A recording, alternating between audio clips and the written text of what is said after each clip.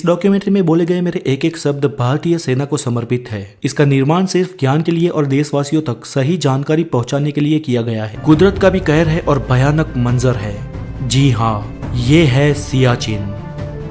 हिमालय के काराकोरम के पहाड़ों में मौजूद है दुनिया की सबसे ऊंची रणभूमि। यहाँ पर परिस्थिति इतनी कठिन है कि तापमान हमेशा माइनस में रहता है। मई जून की गर्मियों में भी यहाँ पारा -5 से -10 तक रहता है और सर्दियों में पारा -50 डिग्री तक चला जाता है।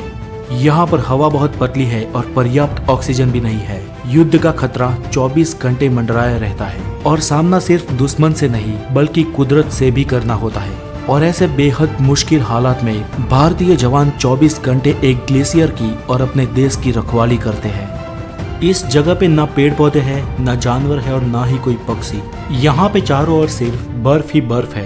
इतनी बर्फ कि जरा सी भी लापरवाही हाइपोथर्मिया को नौबत दे सकती है।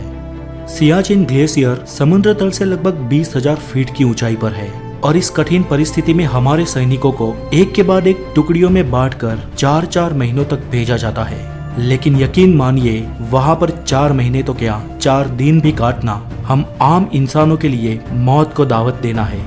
इतनी ऊंचाई पर जहाँ हमारे सैनिक देश की हिफाजत करते हैं, वहाँ तक उनको हथियार, खाना, उनकी जीवन की जरूरी चीजें और सारा का सारा सामान नीचे के बेस कैंप से हेलीकॉप्टरों में पहुँचाया जाता है।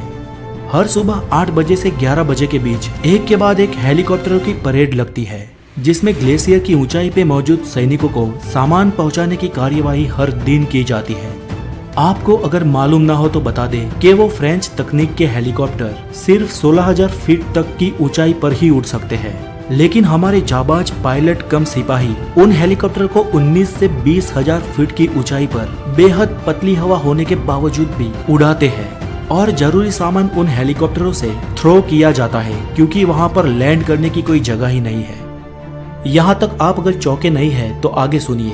जब इन हेलीकॉप्टरों से सामान फेंका जाता है तो इनमें खाने की चीजें भी होती है, जिसमें जो आलू होते हैं वो हेलीकॉप्टरों से फेंकने के बाद नीचे गिरते वक्त एक सब्जी के रूप में से एक पत्थर या स्टोन के रूप में परिवर्तित हो जाते हैं।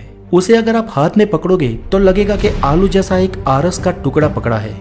ग्लेशियर के ऊपर बसे हमारे जवान कहते हैं कि इस आलू को पकाकर खाने लायक बनाने में कुकर में कम से कम 19 से 20 सीटियां बजानी पड़ती है, तब जाके वो आलू खाने लायक बनता है। आप इस बात से ही वहाँ की परिस्थिति का अंदाजा लगा सकते हैं। हमारे जवानों को वहाँ पर सबसे बड़ा खतरा हिमस्खलन का भी रहता है और आज तक उसमें सैकड़ों जवानों की जान भी गई है। लेकिन कुछ जवान ऐसे भी है जो वहाँ के खतरों का सामना करके भी जिंदगी से लड़ रहे हैं।